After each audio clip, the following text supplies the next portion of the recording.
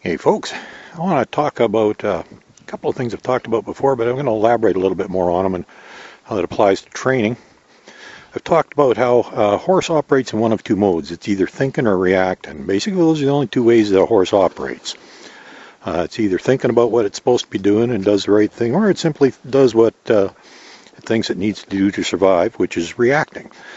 Now, I want to explain how that applies to training, because basically there's two methods of training of sorts. I mean, there's extremes and variations, from one end to the other in the spectrum. I tend to be far more towards the gentler end of the spectrum. Not quite at the one end, but I am a little more gentle than a lot. I do use some basics of, pressure and release. I also combine that with a little bit of positive reinforcement, which is something that clicker trainers do, and I've been told by a few of them that the two methods can't coexist because it just doesn't work. They're two entirely different things. But you know what? If you've ever told a kid they're good, but spanked them for being bad, you're doing the same thing. You're mixing two different methods, and it's the same thing. And I've had several horses that say that it works, so I'm not even going to get into that. However, you can go to the other end where you can train a horse by making it react.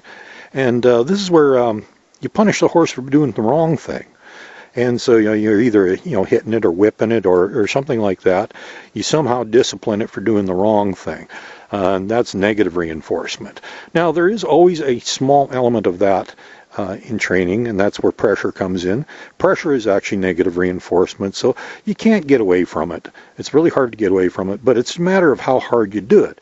Because if you teach a horse to respond properly, it has time to think about things, and it becomes a thinking horse. And that's what you really want.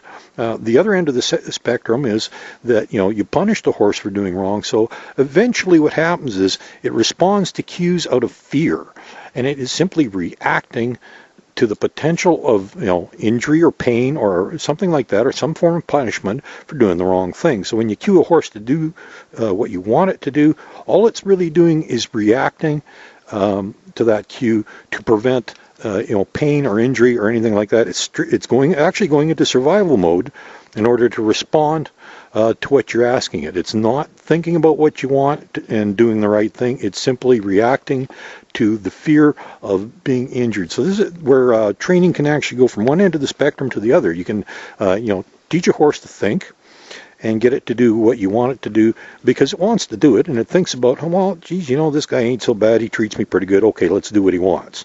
Or I respect him and I trust him to keep me safe, so I'm going to do what he wants. And that's the thinking horse.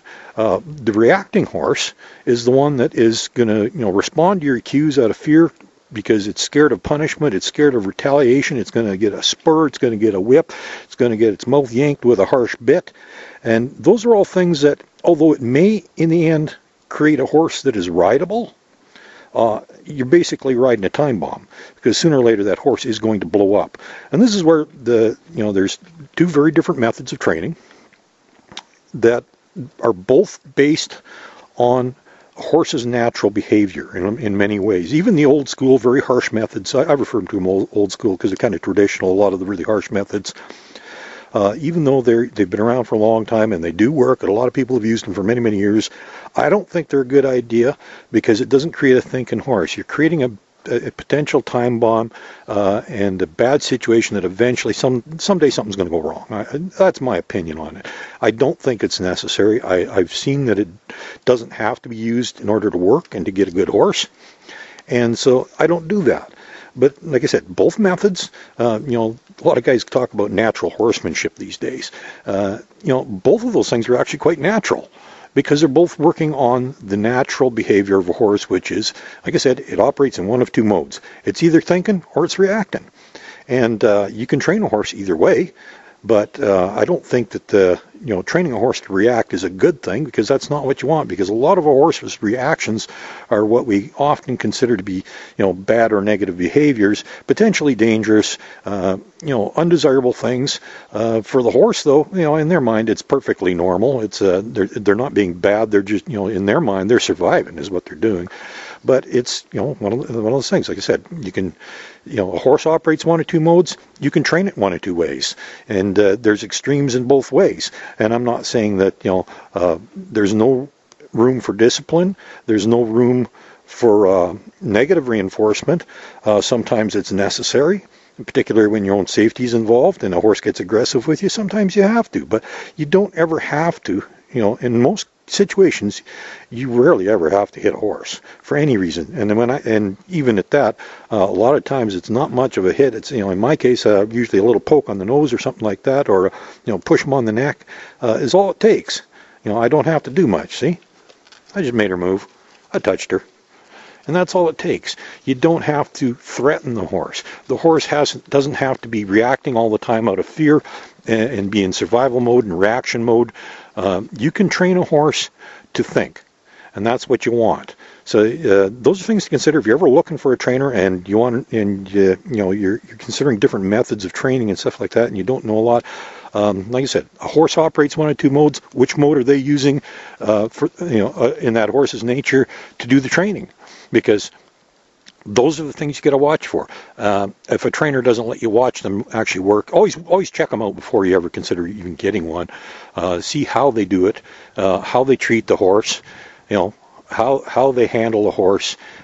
Decide for yourself. If they won't let you watch, they got something to hide, and it's automatically somebody you should not even get involved with.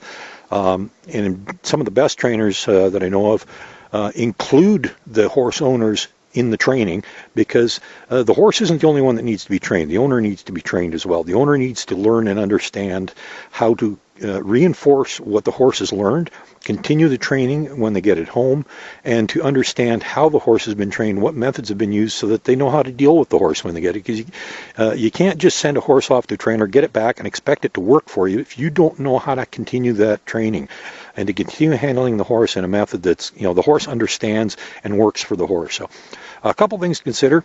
Check out trainers thoroughly before you get one. There's basically two methods of training, because there's basically two methods of, horses operate one of two modes. Like I said, they're either thinking or they're reacting, and they can be trained either way. And, you got to decide what's going to work, what methods people use. And quite frankly, I don't like the reaction method, because I don't want this horse to react out of fear. She's done that most of her life. I want to try and get her to think instead of react. And so far, that's been working pretty good.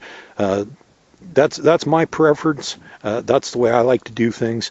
And I don't think a horse should ever be reacting out of fear and responding to your cues out of fear, because it thinks if it doesn't do what you ask it to do, it's going to get beat on, it's going to get hit, whipped, spurred, kicked, bit, yanked in its mouth, whatever. Okay, so two operations for horse behavior, two methods of training. Decide what works. Okay, have a good day, folks.